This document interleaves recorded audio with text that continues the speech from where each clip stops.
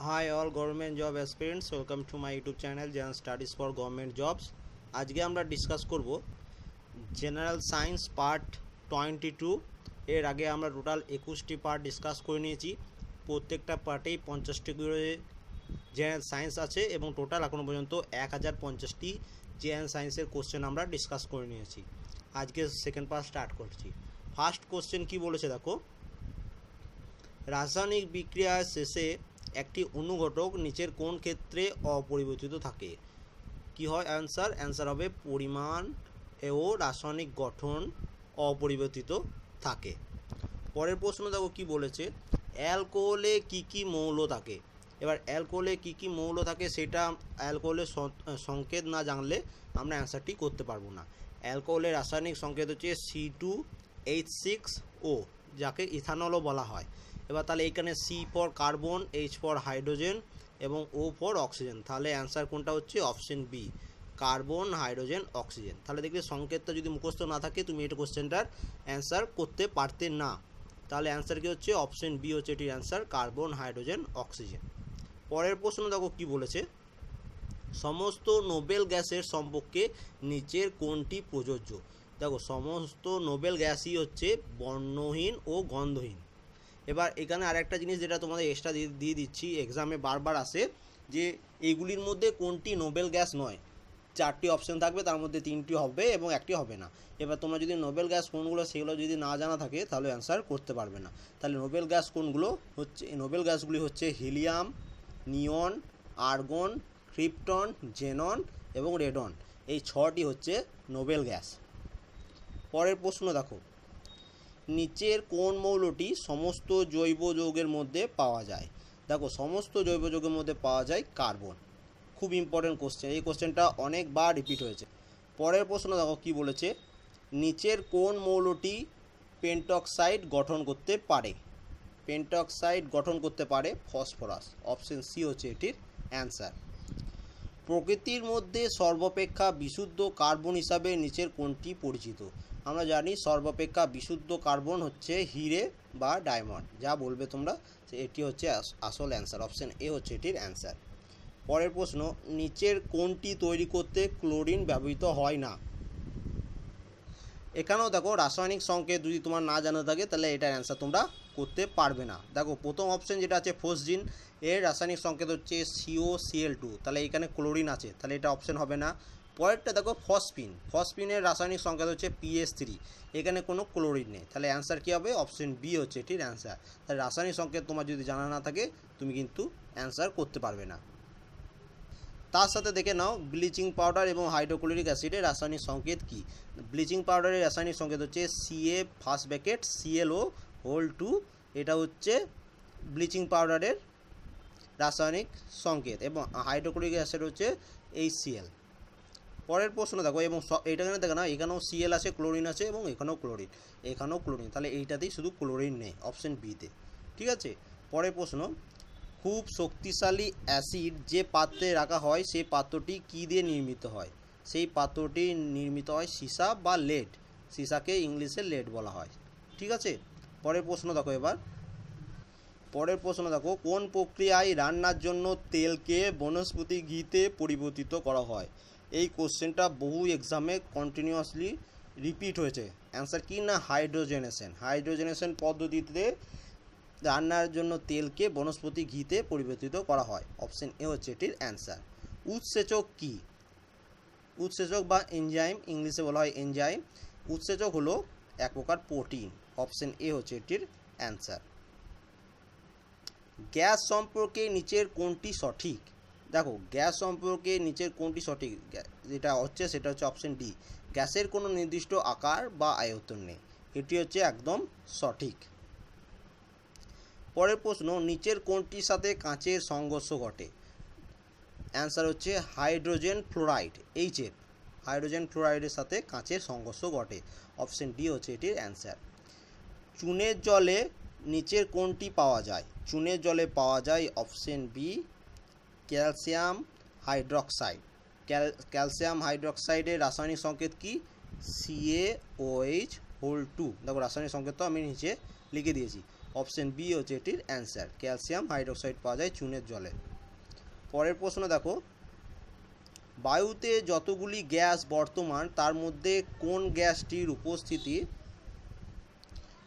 শতকরা হিসাবে সবচেয়ে বেশি? আমরা সবাই জানি যে বায়ুমণ্ডলে নাইট্রোজেন সবচেয়ে বেশি পরিমাণ আছে। তোমরা এক কাজ করবে, নাইট্রোজেন কত পরিমাণ পাওয়া যায় বায়ুমণ্ডলে সেটা তোমরা কমেন্ট করবে। এবং রিসেন্টলি এক্সামে এই কোশ্চেনটা বারবার আসে যে অক্সিজেন কত পরিমাণ আছে বায়ুমণ্ডলে, যেটির অ্যান্সার হচ্ছে 21%। ঠিক আছে, এই কোশ্চেনটা অনেকবার রিপিট হচ্ছে, আমি দেখছি। এই অ্যান্সার হবে 21% অক্সিজেন আছে বায়ুমণ্ডলে। নিচের ক্ষুদ্র কণাগুলির মধ্যে কোনটির ভর সর্বাপেক্ষা কম? দেখো, ভর সর্বাপেক্ষা কম হচ্ছে নিউট্রনের, এবং নিউট্রন হচ্ছে নেগেটিভ, এবং নিউট্রনের মাস হচ্ছে 1/1836, 1/1836। এটি হচ্ছে ইলেকট্রনের মাস, এবং সবসময় মনে রাখবে ইলেকট্রন হচ্ছে নেগেটিভ। নিচের কোন রশ্মির বিকিরণ বায়ুর দ্বারা সহজেই প্রতিহত হয়? এটির অ্যান্সার হচ্ছে আলফা রে। আলফা রে বিকিরণ বায়ু দ্বারা সহজেই প্রতিহত হয়। মোমবাতি তৈরি করার জন্য প্যারাফিন নিচের কোনটি থেকে পাওয়া যায়? দেখো, প্যারাফিন পাওয়া যায় পেট্রোলিয়াম জাতীয় দ্রব্য থেকে, পেট্রোলিয়াম থেকেও পাওয়া যায় প্যারাফিন। এবং তাহলে এখান থেকে তোমরা দুটো কোশ্চেন আনসার পাচ্ছ, যে মোমবাতি তৈরি করতে কি লাগে না, মোমবাতি তৈরি করতে লাগে প্যারাফিন, এবং প্যারাফিন কোথায় পাওয়া যায়? পেট্রোলিয়াম থেকে। ঠিক আছে, নিচের কোনটির উপস্থিতির জন্য জলের স্থায়ী ক্ষরতা আসে? দেখো, এইখানে কোশ্চেনটা দেখো ভালোভাবে পড়বে। স্থায়ী ক্ষরতা বলেছে, অস্থায়ী ক্ষরতা না। স্থায়ী ক্ষরতা আসে জলের ক্যালসিয়াম সালফেটের জন্য, CaSO4। ক্যালসিয়াম সালফেটের জন্য জলের স্থায়ী ক্ষরতা আসে। এবার দেখো নেক্সট পেজ। রেশম হলো একটি কি? দেখো, রেশম হচ্ছে একটি প্রোটিন। অপশন ডি হচ্ছে এটির অ্যান্সার। ইউরেনিয়ামের পারমাণবিক ওজনের মান কত? ইউরেনিয়ামের পারমাণবিক ওজনের মান হচ্ছে 238। অপশন সি হচ্ছে এটির অ্যান্সার। ভিটামিন সি এর রাসায়নিক নাম? আমরা সবাই জানি ভিটামিন সি এর রাসায়নিক নাম হচ্ছে অ্যাসকর্বিক অ্যাসিড, এবং এই কোশ্চেনটাও অনেকবার এক্সামে এসছে। তোমরা এটা কমেন্ট করবে ভিটামিন এ এবং ভিটামিন B12 এই দুটি রাসায়নিক সংকেত কী? কারণ এক্সামে এখান থেকে একটি কোশ্চেন শিওর আসবে। তোমরা এটা কমেন্ট করে জানাবে যে ভিটামিন এ এবং ভিটামিন B12 এর রাসায়নিক নাম কী। পরের প্রশ্ন দেখো, দেশলাই কাঠির মাথায় এক প্রকার রাসায়নিক পদার্থ থাকে যা ঘষলে আগুন জ্বলে। এই রাসায়নিক পদার্থের নাম কি? এই রাসায়নিক পদার্থটি হচ্ছে ফসফরাস। অপশন বি হচ্ছে এটির অ্যান্সার।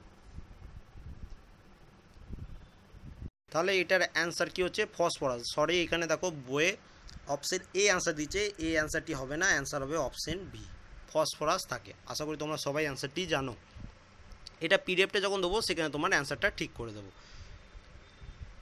উদ্ভিজ্জ তেল থেকে বনস্পতি ঘি তৈরির জন্য নিচের কোন গ্যাসটি ব্যবহৃত হয়? অ্যান্সার হচ্ছে হাইড্রোজেন। হাইড্রোজেন গ্যাসটি ব্যবহৃত হয়। তামার গলনাঙ্ক কত? তামার গলনাঙ্ক হচ্ছে 1083 ডিগ্রি সেলসিয়াস। অপশন এ হচ্ছে এটির অ্যান্সার। তেলের হাইড্রোজেনেশন প্রক্রিয়া নিচের কোন ধাতুটি অনুঘটক হিসাবে ব্যবহৃত হয়? তেলের হাইড্রোজেনেশন প্রক্রিয়ায় নিকেল। অপশন এ হচ্ছে এটির অ্যান্সার। নিকেল অনুঘটক হিসাবে ব্যবহৃত হয়। নিচের কোন রাসায়নিক পদার্থের নাইট্রোজেনের পরিমাণ সর্বাপেক্ষা বেশি? আমরা সবাই জানি ইউরিয়াতে সবথেকে বেশি পরিমাণ নাইট্রোজেন পাওয়া যায়। নিচের চারটির মধ্যে কোনটি সবচেয়ে কম দাহ্য পদার্থ? দেখো, সবচেয়ে কম দাহ্য পদার্থ হচ্ছে সুতি। অপশন সি হচ্ছে এটির অ্যান্সার। পরের প্রশ্ন দেখো, নিচের কোন দুটি মৌল 25 ডিগ্রি সেন্টিগ্রেড তরল অবস্থায় থাকে? এটির অ্যান্সার হচ্ছে মার্কারি এবং ব্রোমিন। এই দুটি মৌল 25 ডিগ্রি সেন্টিগ্রেডে তরল অবস্থায় থাকে। এবার দেখো পরের প্রশ্ন কি বলেছে। পরের প্রশ্নটি দেখো কি বলেছে, চুনা পাথর হলো কি? আমরা সবাই জানি চুনা পাথরের রাসায়নিক সংকেত হচ্ছে CaCO3। এবার CaCO3 হচ্ছে ক্যালসিয়াম কার্বনেট, তাহলে চুনা পাথর হচ্ছে ক্যালসিয়াম কার্বনেট। এবার দেখো নেক্সট পেজ। ব্লিচিং পাউডারের রাসায়নিক নাম কি? ব্লিচিং পাউডারের রাসায়নিক নাম হচ্ছে CaClO2, এবং এটির নাম হচ্ছে ক্যালসিয়াম হাইপোক্লোরাইট। ক্যালসিয়াম হাইপোক্লোরাইটের সংকেত হচ্ছে Ca first bracket ClO whole 2, মানে ফার্স্ট ব্র্যাকেট কমপ্লিট 2। এইটি হচ্ছে ব্লিচিং পাউডারের রাসায়নিক সংকেত এবং রাসায়নিক নাম। খুব ইম্পর্টেন্ট প্রশ্ন। পরের প্রশ্ন দেখো, নিচের কোন মৌলটি ধাতু এবং অধাতু উভয়ের মতো উভয়ভাবেই রাসায়নিক আচরণ করে? দেখো, ধাতু এবং অধাতু এই দুটির মিশ্রণ কোনটি? না, এটির মিশ্রণ হচ্ছে বোরন। বোরন হচ্ছে ধাতু এবং অধাতু উভয়ই ধর্ম পালন করে। অপশন বি হচ্ছে এটির অ্যান্সার। এবার দেখো কি বলেছে, নিচের কোন গ্যাসটি সবচেয়ে বেশি বিষপূর্ণ? দেখো, এই অপশনগুলোর মধ্যে সবচেয়ে বিষপূর্ণ গ্যাস হচ্ছে কার্বন মনোক্সাইড। অপশন এ হচ্ছে এটির অ্যান্সার। সিগারেট লাইটারে কোন গ্যাস ব্যবহৃত হয়? আমরা সবাই জানি সিগারেট লাইটারে ব্যবহৃত হয় বিউটেন বা বুটেন গ্যাস। ঠিক আছে। নিচের কোন মৌলটির পারমাণবিক সংখ্যা ও পারমাণবিক ওজন একই রকম? এটির অ্যান্সার হচ্ছে হাইড্রোজেন। হাইড্রোজেনের পারমাণবিক সংখ্যা এবং পারমাণবিক ওজন দুটি হচ্ছে এক। পরের প্রশ্ন দেখো, নিচের কোনটি মিশ্রণ? এইগুলির মধ্যে অ্যান্সার হচ্ছে গান পাউডার। গান পাউডার হচ্ছে সালফার, চারকোল এবং পটাশিয়াম নাইট্রেটের মিশ্রণ। অপশন এ হচ্ছে এটির অ্যান্সার। নিচের কোনটি সঠিক নয়? নিচের কোনটি সঠিক নয়? দেখো, মার্কারির রাসায়নিক সংকেত হচ্ছে Hg, সিলভারের সংকেত হচ্ছে Ag, সোডিয়ামের Na, কিন্তু পটাশিয়ামে দেখো, পটাশিয়ামের রাসায়নিক সংকেত হয় শুধু K, নট Kr। শুধু K হচ্ছে পটাশিয়ামের রাসায়নিক সংকেত। তাহলে অ্যান্সার হচ্ছে অপশন ডি। পরের প্রশ্ন, দুধ একটি মিশ্রণ, নিচের কোনটি সঠিক মিশ্রণ? দেখো, সঠিক মিশ্রণ হচ্ছে অপশন সি হচ্ছে এটির অ্যান্সার। কার্বোহাইড্রেট, ফ্যাটস, প্রোটিন ও জল, এটি হচ্ছে একটি সঠিক মিশ্রণ। অপশন সি হচ্ছে এটির অ্যান্সার। গ্যাস এজেন্সি সিলিন্ডারে যে রান্নার গ্যাস সরবরাহ করে সেই গ্যাস নিচের কোন অবস্থায় থাকে? না, সেই গ্যাসটি অবস্থায় থাকে তরল অবস্থায়। আমাদের যে রান্নার গ্যাস যেটা সিলিন্ডার, তার মধ্যে গ্যাসটি থাকে তরল অবস্থায়। অপশন এ হচ্ছে এটির অ্যান্সার। গ্যাসীয় অবস্থায় নয়, কিন্তু তরল অবস্থায় থাকে। অপশন এ হচ্ছে এটির অ্যান্সার। ইলেকট্রিক বাল্বের ভেতর কোন গ্যাস থাকে? দেখো, ইলেকট্রিক বাল্বের ভেতর অপশন অনুযায়ী অ্যান্সার হচ্ছে সি, নাইট্রোজেন থাকে। এটা ছাড়াও সবথেকে বেশি পরিমাণ থাকে হিলিয়াম, নিয়ন, আর্গন এবং নাইট্রোজেন ছাড়াও আরও দু একটি গ্যাস থাকে। তাহলে এখানে অপশন অনুযায়ী এটা অ্যান্সার হচ্ছে নাইট্রোজেন, কিন্তু এইগুলো ছাড়াও সবথেকে যদি অনেক জায়গায় অপশানে থাকে দেখবে হিলিয়াম। হিলিয়াম অনেক জায়গায় অপশানে থাকে, হিলিয়াম বা আর্গন, সেখানে সেটি অ্যান্সার হবে। লেবু ও কমলা লেবুতে কি অ্যাসিড থাকে? আমরা জানি লেবুতে বা কমলা লেবুতে থাকে সাইট্রিক অ্যাসিড। যেগুলো টক জাতীয় সেগুলোতে সাইট্রিক অ্যাসিড থাকে। অপশন বি হচ্ছে এটির অ্যান্সার। এবার দেখো নেক্সট পেজে কি বলেছে, বৈদ্যুতিক হিটারে কয়েল কি দিয়ে তৈরি হয়? খুব ইম্পর্টেন্ট কোশ্চেন, এক্সামে বারবার এসছে। অ্যান্সার হচ্ছে নাইক্রোম। বৈদ্যুতিক হিটারের কয়েলে থাকে নাইক্রোম বা নাইক্রোম দিয়ে তৈরি হিটারের কয়েলগুলো। মুক্ত রাসায়নিক যৌগটি হলো কোনটি?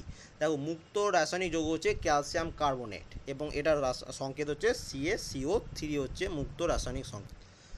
আবহাওয়াবিদদের বেলুন কোন গ্যাস দ্বারা ভর্তি থাকে? এটির অ্যান্সার হচ্ছে হিলিয়াম। হিলিয়াম গ্যাস দ্বারা ভর্তি থাকে।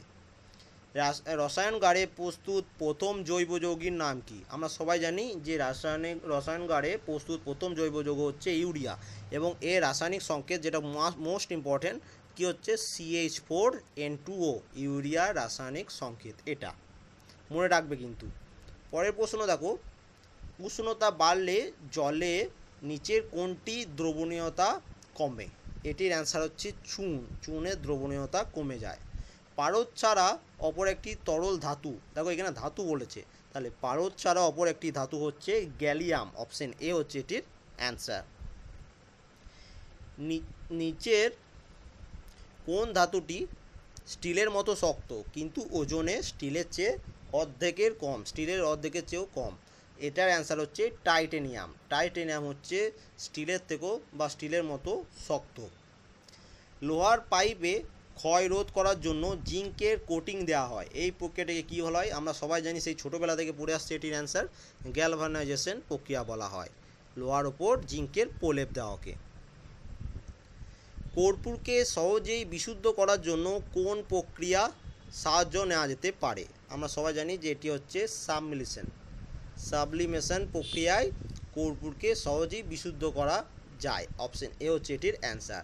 এবং আজকে লাস্ট প্রশ্ন কি বলেছে, অলঙ্কার তৈরি করার জন্য সোনার সাথে সাধারণত কোন ধাতু মেশানো হয়?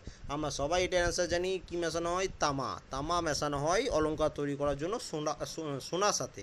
এবং আরেকটি কোশ্চেন এখানে বাদ পড়ে রয়েছে, সেটাও বলে দিচ্ছি দেখো, নিচের কোনটি পলিস্যাকারাইড? এই কোশ্চেনটাও আমরা অনেকবার রিপিট করছি, পলিস্যাকারাইড হচ্ছে সেলুলোজ। তাহলে টোটাল আজকে আমরা 51 কোশ্চেন ডিসকাস করলাম। যদি ভিডিওটি ভালো লেগে থাকে অবশ্যই লাইক করবে, কমেন্ট করবে, শেয়ার করে নিজের ফেসবুক ওয়ালে রেখে দেবে। এবং এটারও পিডিএফ আমি আমার টেলিগ্রাম চ্যানেলে 2-1 দিনের মধ্যে দিয়ে দেবো। তোমাদের যদি মনে হয় কোনো কোশ্চেনের অ্যান্সার ভুল আছে অবশ্যই কমেন্ট করবে। যদি আনসারটি সঠিক অ্যান্সার করো সেটার অ্যান্সার আমি পিডিএফে ঠিক করে তোমাদের পিডিএফটা পোস্ট করে দেবো। এবং যারা এখনও আমাদের টেলিগ্রাম চ্যানেলে জয়েন করোনি, ভিডিওটি ডেসক্রিপশনে লিঙ্ক দেওয়া আছে, সেখান থেকে তোমরা আমাদের টেলিগ্রাম চ্যানেল জয়েন করে নিতে পারো। এবং যারা আমার চ্যানেলে নতুন, এই ভিডিওটি যদি ভালো লেগে থাকে তাহলে সাবস্ক্রাইব করে নেবে পরবর্তী ভিডিওগুলো দেখার জন্য। কারো যদি কোনো রকম এনকোয়ারি থাকে অবশ্যই কমেন্ট করবে। এবং থ্যাংক ইউ ফর ওয়াচিং।